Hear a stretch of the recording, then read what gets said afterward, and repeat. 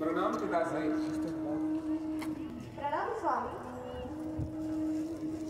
अमृता, अनुसया, खरं तर तुम्ही दोघेही इथे कशासाठी आला आहात हे मला चांगलंच माहिती आहे।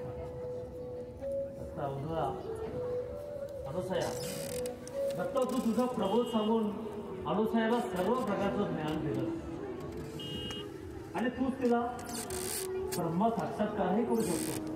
मग माझ्याकडे येण्याची तुम्हाला काय आवश्यकता नव्हती?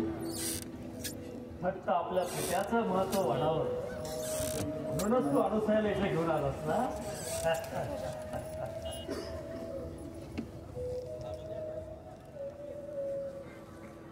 पिताश्री, योग्य पात्र तुमच्याकडे घेऊन आलेलो आहे। माता अनुसया, तू आता खरी भक्त झाली आहेस। खरी भक्त म्हणजे?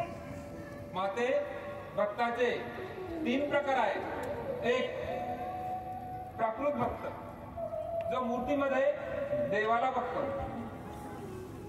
प्रतिमेमध्ये देवाला बघतो, तो प्राकृत भक्त। 2, जो संतांमध्ये देवाला बघतो, आणि 3, जो सर्वांमध्ये परमेश्वराला बघतो। पण याच्याही पलीकडं तू 4थी भक्त झालेली आहेस। तू सर्वांमध्ये देवाला बघते, पण माते, तुझी आता काही इच्छा राहिलेली नाहीये प्रपंचित, म्हणून तू काहीच मागत नाहीये।